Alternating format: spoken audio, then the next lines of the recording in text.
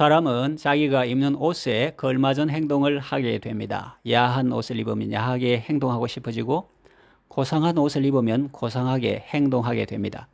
남성들이 가정에서는 아빠고 남편이고 직장에서는 과장이고 부장이라도 예비 군복만 입으면 언어가 달라지고 행동이 달라진다고 하지 않습니까? 경찰이나 군인에게 제복을 입히는 이유는 경찰은 경찰 옷을 입고 경찰답게 행동하고 군인은 군인의 옷을 입고 군인답게 행동할 것을 기대하기 때문입니다. 그런 의미에서 옷은 우리 삶의 스타일을 결정하는 중요한 요인이라고 할 수 있습니다. 오늘 본문을 보면 사도 바울은 예수를 주님과 구주로 믿게 된 모든 그리스도인들은 이제 옛사람을 벗고 새사람을 입은 존재가 되었다고 말합니다. 4장 22절 말씀을 기억하시죠?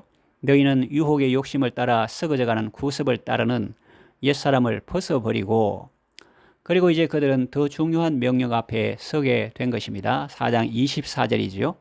하나님을 따라 의와 진리의 거룩함으로 지으심을 받은 새 사람을 입어라.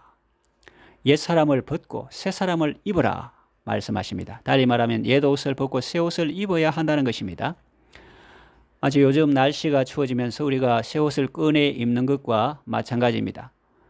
그러나 이 새 옷에 적응하려면 어느 정도 시간이 요구됩니다. 잘 적응하면 마침내 우리는 새 옷에 맞는 새로운 행동의 스타일을 갖게 됩니다. 오늘의 본문은 우리가 어떻게 그리스도인으로 새 옷을 입고 새로운 스타일의 삶을 살아갈 수 있는지를 보여주고 있습니다. 옛 옷 대신 새 옷을 입고 새 스타일의 삶을 어떻게 이루어 갈 수 있을까요? 첫째는 새로운 행동을 학습해야 합니다. 본문 25절에서 29절까지 해서 사도 바울은 먼저 우리가 벗어 던져야 할 누더기에 속한 행동들을 열거합니다. 대표적으로 거짓과 도둑질과 더러운 언어 생활이죠. 이것은 진실하고 사랑이시며 거룩하신 주를 따르는 사람답지 못한 행동이 아닙니까? 그런데 흥미로운 것은 바울은 단순히 거짓을 중단하라고 하지 않습니다. 우리가 거짓말을 일시 중단한다고 해서 그것이 우리가 거짓에서 벗어난 것을 증명하지는 않죠. 우리는 언제 어떻게 다시 거짓말을 또 시작할지 모릅니다. 우리가 거짓말장애를 온전히 벗어나려면 참말을 말하는 사람이 되어야 한다는 것입니다. 그것이 바로 대안적 행동이고 새로운 행동이겠죠. 25절을 다시 읽어보십시오. 그런즉 거짓을 버리고 각각 그 이웃으로 더불어 참된 것을 말하라. 이는 우리가 서로 지체가 됨이니라 라고 말씀합니다. 다른 예를 들어보겠습니다. 우리가 벗어야 할 옛 옷에 속한 행동에는 이웃의 것을 빼앗는 도둑질이 있습니다. 그러나 우리가 어느 한순간 도둑질을 중단했다고 해서 그것이 우리가 도둑이 아니라는 것을 증명하지는 못합니다. 그러나 언제 다시 도둑질을 재개할지 모릅니다. 성경은 이런 이들에게 그들이 정말 그리스도를 만났다면 이제 이웃의 것을 빼앗는 대신 이웃을 돕는 자가 되고 구제하는 자가 되라고 말합니다. 28절입니다. 도둑질하는 자는 다시 도둑질하지 말고 돌이켜 가난한 자에게 구제할 수 있도록 자기 손으로 수고하여 선한 일을 하라 하시죠. 이것이 바로 새로운 행동을 학습하는 것입니다. 한 가지만 더 예를 들어보겠습니다. 더러운 말을 입에 달고 사는 더러운 사람이 있다고 합시다. 이런 사람이 잠시 그런 말을 참고 있다고 해서 그가 변화된 것은 아니지요. 그에게서 언제 그 더러운 말이 또 나올지 모릅니다.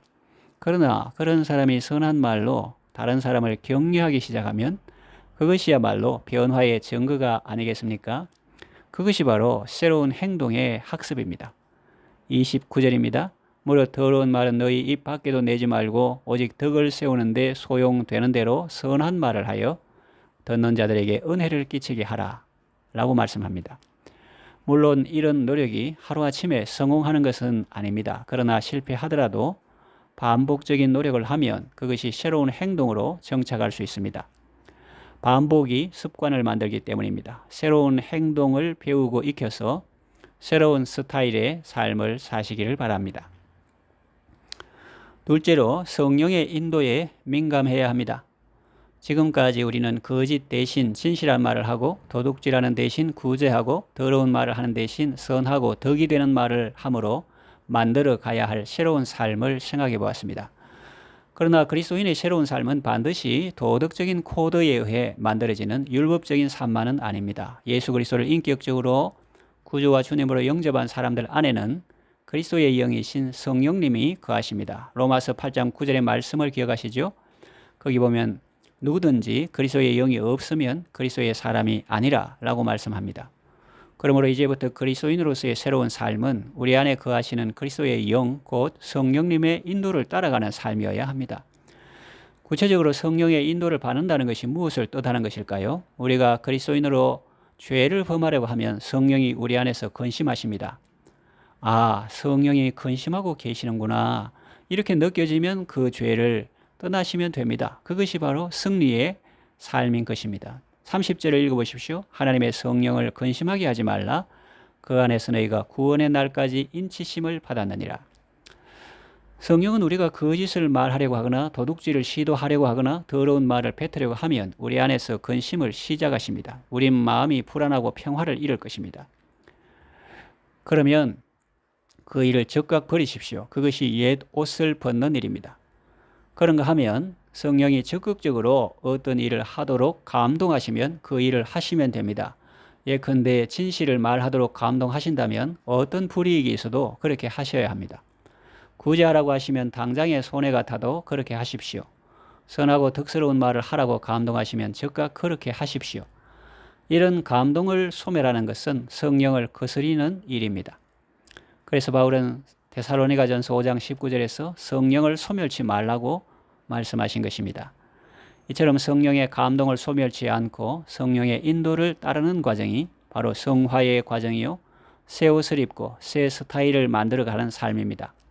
이런 인도하심 앞에 더욱 민감하려면 우리는 무엇보다 성령의 충만을 구해야 합니다. 그래서 바울 사도는 이 중요한 주제를 에베소서 5장에서 더욱 강조하게 됩니다. 에베소서 5장 18절 말씀을 기억하시죠? 술 취하지 말라. 이는 방탕한 것이니 오직 성령으로 충만함을 받으라 했습니다. 성령에 충만할수록 우리는 더욱 성령의 인도에 민감할 수 있습니다. 그리고 성령의 인도에 민감할수록 그리스도를 기쁘게 따르는 삶을 살게 됩니다. 성령으로 충만하고 성령의 인도에 민감함으로 새로운 스타일의 삶을 사시기를 바랍니다. 셋째로 용서를 실천해야 합니다. 새로운 삶으로의 성숙을 방해하는 최대의 장애물은 무엇일까요? 그것은 분노입니다. 분노를 처리하지 못하는 사람은 아무리 오랫동안 교회에 나와도 유치한 유아기적 행동을 반복하게 됩니다. 어린아이의 특성은 무엇입니까? 시도 때도 없이 감정을 폭발하는 것입니다. 그에게 가장 힘든 것이 감정을 절제하는 것이죠. 마귀는 바로 이런 분노의 감정을 이용하여 우리의 성숙을 방해합니다. 그래서 27절에 무엇이라고 했습니까? 마귀에게 틈을 주지 말라고 하시죠. 어떻게 하면 마귀에게 틈을 주게 됩니까? 선행하는 26절을 읽겠습니다. 분을 내어도 죄를 짓지 말며 해가 지도록 분을 품지 말라. 일단 분을 풀지 못하면 그는 분노의 지배를 받게 되고 이런 사람은 성령의 인도를 받지 못합니다. 다시 계속되는 31절의 권면의 말씀을 들어보십시오. 너희는 모든 악독과 노함과 분냄과 떠드는 것과 비방하는 것을 모든 악의와 함께 버리고 했습니다. 그러면 이런 분노를 처리하는 성경적 실천은 무엇입니까? 그것은 바로 용서입니다. 용서는 모든 분노와 정오의 사슬을 끊고 우리를 자유로운 하나님의 사람이 되게 합니다. 인생은 끊임없는 상처의 연속입니다. 성숙한 인생은 그러나 그런 상처에도 불구하고 이웃을 용서하는 삶을 사는 사람입니다. 그것이 바로 그리스도가 보여준 거룩한 삶의 모본입니다. 마지막 32절을 읽습니다. 서로 친절하게 하며 불쌍히 여기며 서로 용서하기를 하나님이 그리스도 안에서 너희를 용서하심과 같이 하라.